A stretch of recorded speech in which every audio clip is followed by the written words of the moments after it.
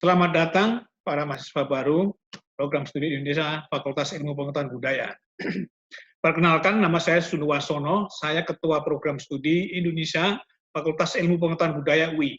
Dalam kesempatan ini saya ingin menyampaikan informasi terkait dengan profil dosen Prodi Indonesia, kemudian juga masalah pembimbingan, jumlah SKS yang Anda ambil, dan proses pembimbingan saudara-saudara sekalian.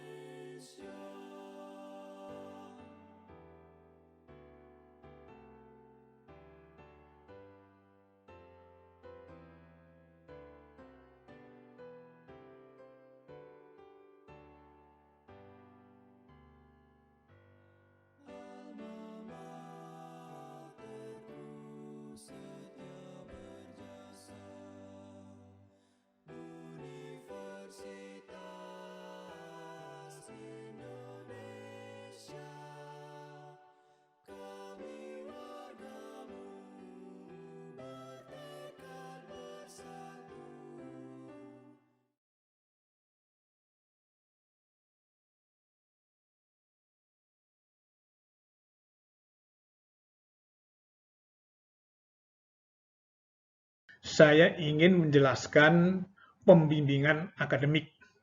Tolong diperhatikan.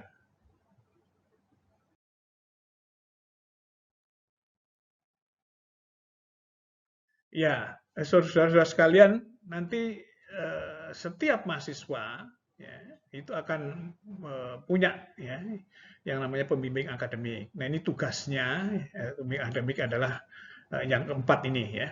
Yang pertama, mengarahkan mahasiswa menyusun rencana studi dan memberikan pertimbangan memilih mata kuliah yang akan diambil.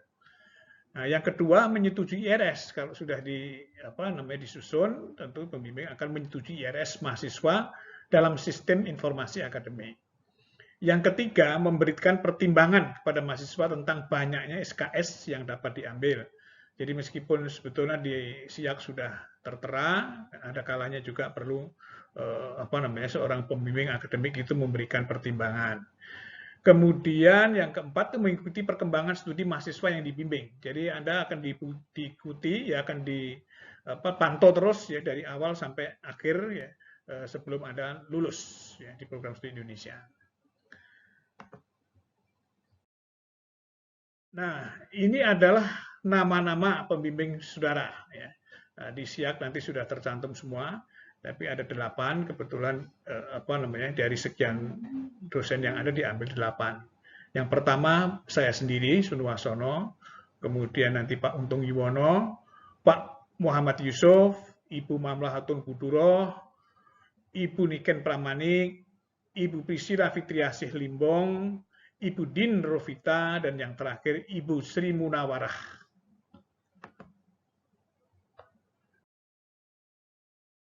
Nah, ini contoh SIAK NG ya. Jadi setiap mahasiswa nanti akan membuka ini yang di situ ada unsur-unsur pada banyak ya, ada akademis, kalender akademik, mata kuliah spesial, IRS dan seterusnya ya. Nah, kalau Anda ingin berkomunikasi dengan bimbing, Anda bisa lakukan dengan cara mengklik IRS. Tuh, di situ ada lihat IRS, Anda klik, kemudian nanti Anda kirim pesan ke PA ya. Nah, setelah itu akan muncul kolom seperti ini. Nah, silahkan di situ sudah tersedia kolom, Anda bisa menuliskan pesan Anda apa kepada pembimbing akademik saudara. Kemudian disimpan, jangan lupa. Nah, ini adalah daftar mata kuliah yang Anda ambil di semester Gasal 2020-2021. Ini ada 7, 5 itu mata kuliah prodi, wajib prodi, yang kedua itu mata kuliah wajib universitas. Apa saja ya di situ sudah tertera: telaah bahasa Indonesia A, telaah sastra Indonesia A, filologi Nusantara, kemahiran bahasa Indonesia 1, bahasa Indonesia untuk keperluan bisnis, lalu untuk wajib universitas ada MPK bahasa Inggris dan MPK agama.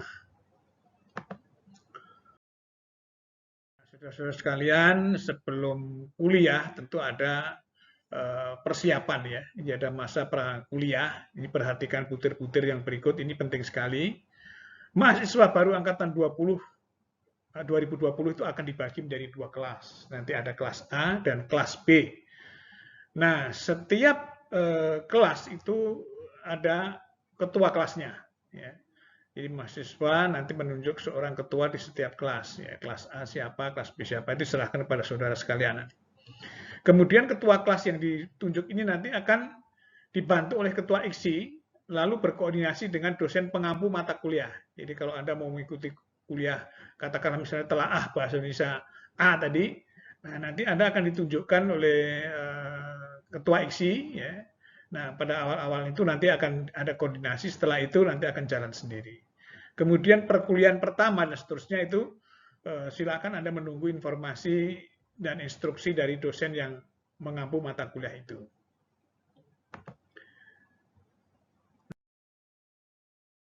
Saudara-saudara, untuk kuliah tahun ini ya kita masih menggunakan kuliah pembelajaran jarak jauh, ya kita sebut sebagai PJJ.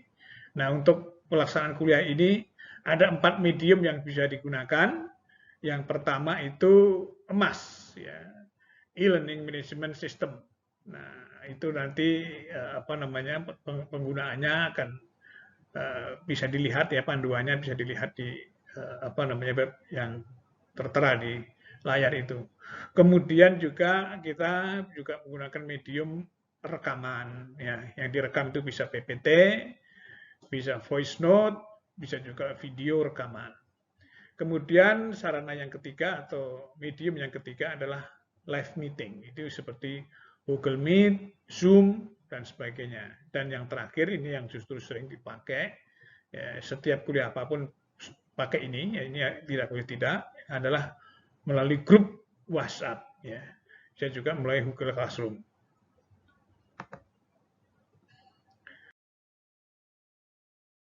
Nah, kalau ada hal-hal yang masih belum jelas, Anda bisa menghubungi melalui narahubung. Ya. Untuk Prodi Indonesia itu kita punya email prodiindonesiaui@gmail.com. Kemudian juga kita juga punya Instagram, ya, yang bisa dibuka sewaktu-waktu, ya. Anda bisa menggunakan salah satu atau dua-duanya kalau Anda punya masalah yang ingin ditanyakan, ya. Demikianlah penjelasan singkat dari saya. Mudah-mudahan penjelasan yang singkat itu dapat Anda pahami dengan baik. Terima kasih atas perhatian saudara-saudara sekalian. Tetap semangat.